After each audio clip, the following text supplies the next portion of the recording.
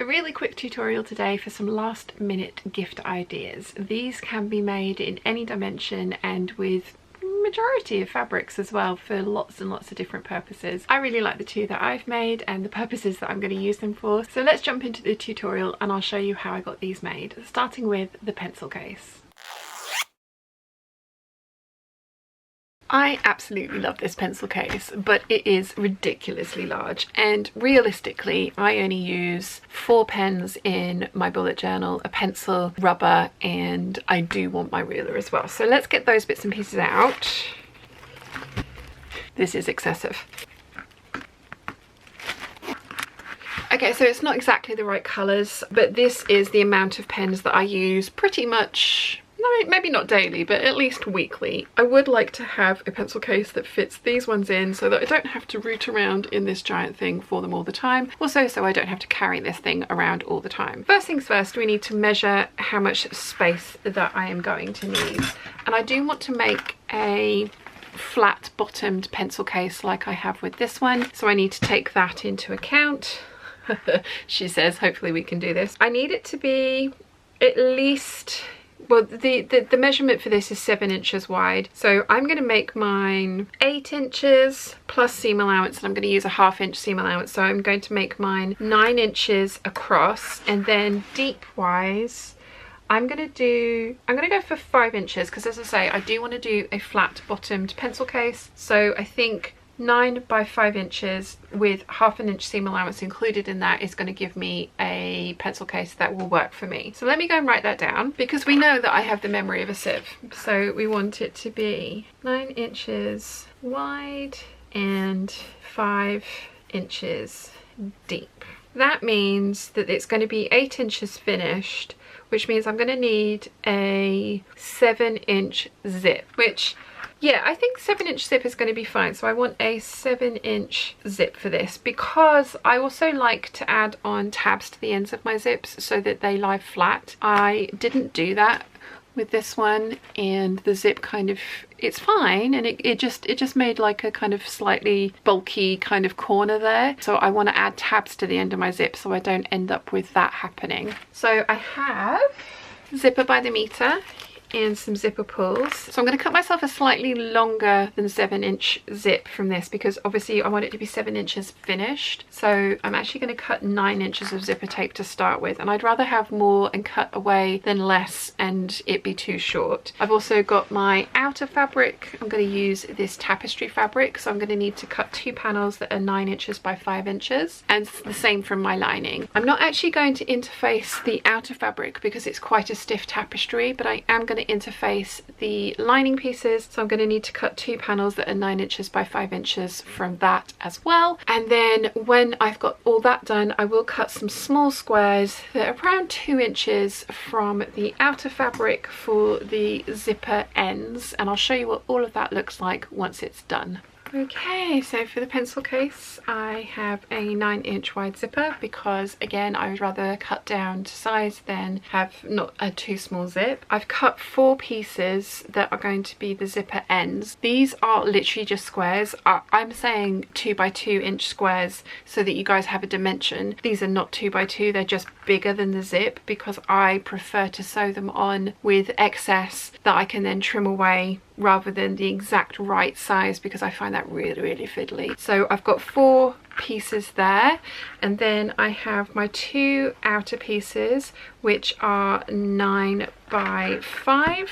I've got my 2 inner lining pieces which are 9 by 5, and then I have my 2 interfacing pieces which are 9 by 5 for the lining, because, as I say, this is a very stiff kind of tapestry fabric. You could interface this as well. I'm just choosing not to. I don't think it needs it, but it is an option depending on the outer fabric that you are picking. You may want to interface that. So I'm going to attach the interfacing or press the interfacing onto the lining fabrics, and then we can start assembly. Once I got everything cut out, the first thing that I did was make the zips. Now, I did make the cutlery pouch zip first, which is why you're seeing a change in fabrics from the previous clip, but the method is going to be the same for whatever length of zip you need.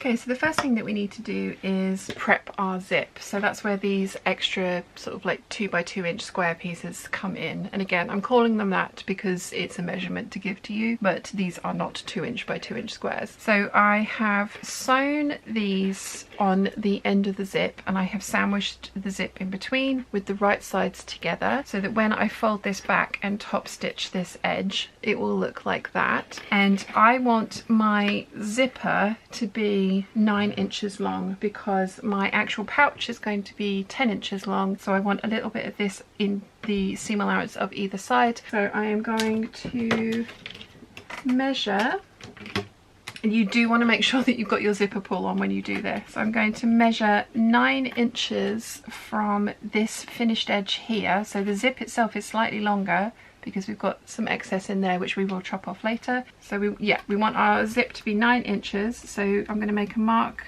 at the 9 inch point here, and I'm going to sandwich the zip again. So I am matching up the edge of one of my pieces with that 9 inch mark.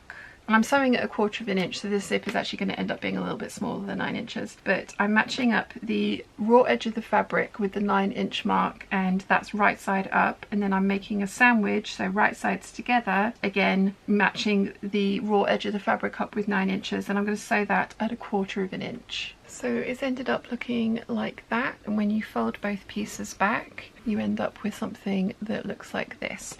So I'm going to go and press these flat, and then I'm going to top stitch this edge along here, and I'm going to do the same for both sides. And then we can trim the excess off of these pieces so that they're the same width of the zip, and then that the zip, including these pieces, is 11 inches long, to then sew it to the actual outer of the pouch. And it just makes a nice clean finish on the ends of the zip. So I'm going to go press it, top stitch it and trim it. I have top stitched each end. Then I have measured my zip. It's 8 3/4 inch. So I found the center of that, and then I have drawn a box onto each end so that this, including the fabric, ends up being 11 inches long, because that's how long our bag pieces or pouch pieces are. So I am going to go and trim off all of this excess so that the zip is 11 inches long with these 2 tabs on the end. That's why I have cut these pieces so big, because these tiny little pieces would be really fiddly to work with if I had done it exactly the right size. So I prefer to do it with these bigger pieces so that I can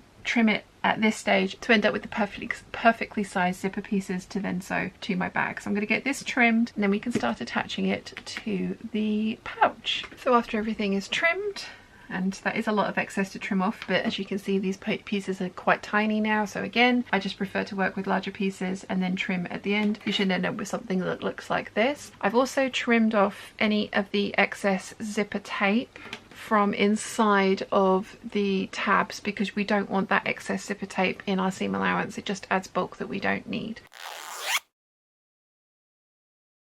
So I've made the zip in the same way as the previous one with the extra tabs on the end. So the very first thing that we need to do is take our zip, and we're going to put the right side of the fabric up, right side of the zip towards the right side of the fabric, and pin and sew that at 1/4 inch along the top. Repeat for the other piece. Okay, so I have sewn my outer to my zip. Now I need to attach the lining pieces. So you're going to have the wrong side of your zip, and you want to attach the lining piece right side to wrong side, and you're going to clip or pin from the piece that you've sewn so that you can sew over the same line again. So just to go over that again, you've got the wrong side of your zip facing up. You're going to put the right side of your lining to the wrong side of the zip, and then you're going to sew over the previous line of stitching that you have just done, and repeat on both sides. Okay, so I have sewn the lining pieces to the zip, and so when you open the zip you should be seeing the right side of your lining. The next thing I need to do is go and press all of these, and I need to press them so that when you open the zip you can't see anything through it. So you don't want to be seeing the lining back here, because then we're going to top stitch each edge to make sure that it lies nice and flatly. So I'm going to go and press this and then top stitch it. I have top stitched both sides, making sure that the pouch will still open once it has been top stitched. Yeah, you'd want to make sure that you can't see anything behind the zip when you're top stitching. So the next thing that we need to do is sew up the side seams. I'm going to be sewing all the way around this one. I'm going to be leaving the opening in the bottom of this side of the pouch. The same thing we want to do with the little zipper tabs. That is to kind of push those up into the main body of the or to the right side of the fabric. You're bringing together the folded edge of the lining fabric and creating a little kind of mountain of the zipper tab into the right side or the outer fabric, just pushing that together. That is going to be quite bulky. I probably should have done the outside in the tapestry and the inside in the lining fabric. My machine will sew through this, but just bear that in mind. You probably want to, if you're using a tapestry fabric, use your lining fabric on the underneath zipper tab. So I'm going to get this all clipped in together, and then I will show you where we're sewing. I am going to sew from one edge, so basically from here all the way around at 1/2 inch back to this place, and I'm going to back stitch at the beginning and the end. Then I will have an opening to turn everything through. Okay, I have sewn everything, and I'm now just giving the zipper tabs a trim because it is very bulky in those areas. Again, if you are going to use a tapestry fabric, maybe only use the tapestry fabric on the outer one. Okay, so to give the pouch a flat bottom, we need to sew mitered corners into it. I don't know if mitered corners is technically the right term, but this is what we're trying to achieve. So you need to go and press your seam allowances open, because we are going to then pull the fabric apart from each other.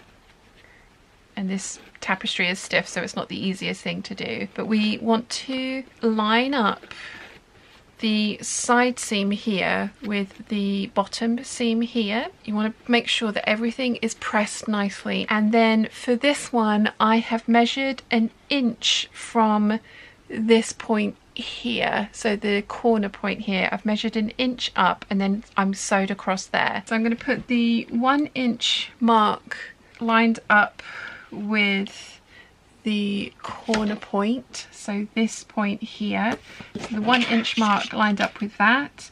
The center of my ruler is centered over the seam, and then I am going to draw a line in, and that is the line that we want to sew. So we're going to sew all the way from this edge to this edge and backstitch at the beginning and the edge along that 1 inch line, which is 1 inch away from this corner point here. So you want to end up with something that looks like this, and we are going to trim off all of that excess. And then we need to repeat the same process for the lining. So again, you're pulling the two pieces of fabric apart from each other,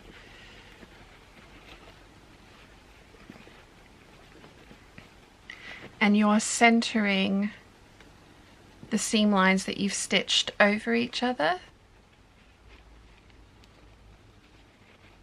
So you end up with something that looks like this, and then so that seam is lining up with that seam underneath. And then you're going to mark 1 inch in from that corner point and sew a line of stitching across. So I'm going to get that done for both sides of the lining, then we can turn this through. I've sewn the little box corners on the lining and the outer. I've trimmed off the excess, and I've trimmed off the excess at the corners there. So now I'm going to turn the whole thing through and hope that that all worked.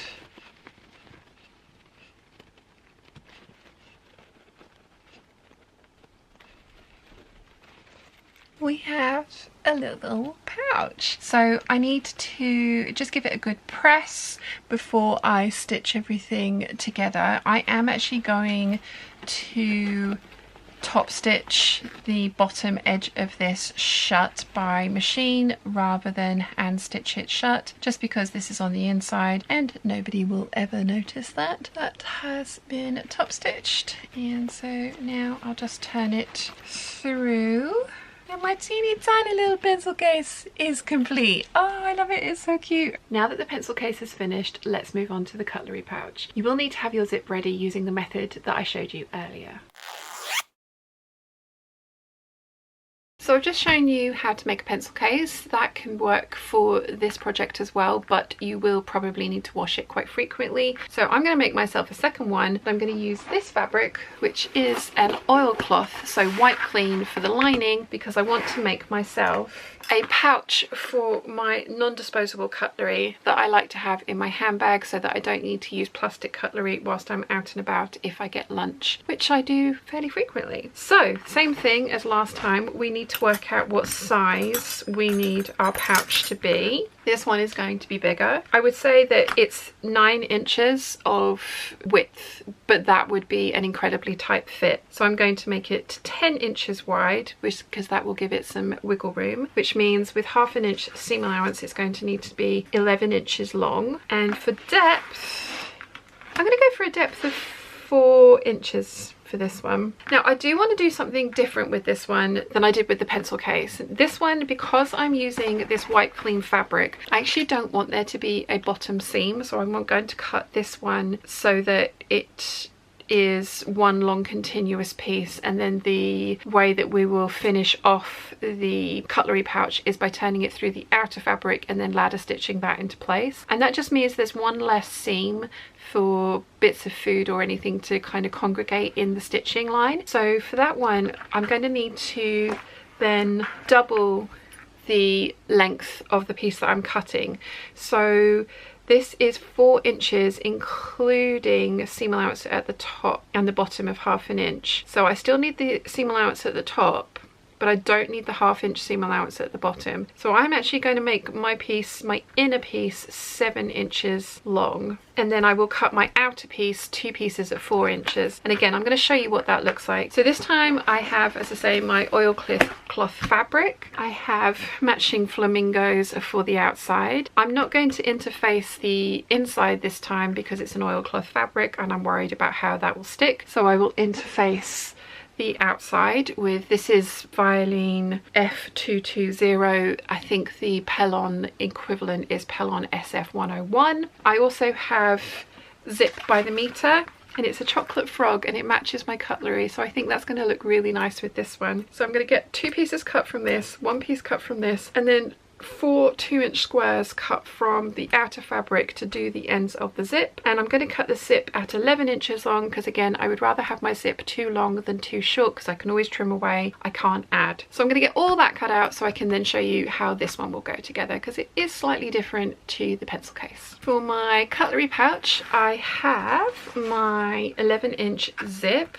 cut down to size. Again, this is longer than I need, but I would rather have too much than too little. This is a slightly better indication of when I say scrap pieces of fabric. I mean, these ones are still square, but I have 4 of my outer pieces of fabric that aren't a specific size because they will get cut down once they've been sewn to the zip. As long as they are 2 inches by 2 inches, then you will have enough fabric to kind of work with. I prefer to cut, you know, just random scraps off so you don't have to measure 4 2 by 2 inch pieces, but that's what you want to end up with for your zip. I've got 2 outer pieces which are 11 inches long and 4 inches deep, and I have the interfacing for those as well, because for this time this fabric is a cotton canvas, but it's not structural enough or as structural as the tapestry that I used for the pencil case, so I'm going to interface that. And again, Pellon SF101, Violin F220 is what I've got here. And then this one is again slightly different. I have got a piece that is 7 inches tall and 11 inches wide, and that's just so that I don't end up with a seam at the bottom to collect crumbs, as I mentioned. And this is going to be my interior, which means that we will be turning our pencil case or cutlery pouch through the outer fabric. So again, now that this is all done, I'm going to get these pieces interfaced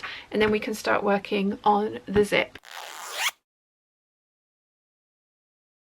So now that the zip is done, we can start attaching it to the pouch outer. So I'm going to get rid of this. And I do have a directional print, so I do need to consider that when I am putting this together. So I'm going to have the right side of my print with, I have cut the flamingo's head off of this one, but we have a flamingo head on this one. So I'm going to have the right side of the print and the top side of the print, and you're going to put the zip right sides together with that, and as you can see they match up nicely. So I'm going to sew along here at 1/4 inch, and I'm going to repeat the process for the other side of the zip with the other outer piece. I also really like to use wonder clips when I'm doing this rather than pins, because I feel it holds the zip flatter than pins would do. Pins tend to make rises, bumps and valleys in it, which you don't want. And we're going to be sewing from tab edge to tab edge and back stitching at the beginning and at the end, 1/4 inch. You might want a zipper foot for this as well. That will help to make sure that you can get around the zipper pull.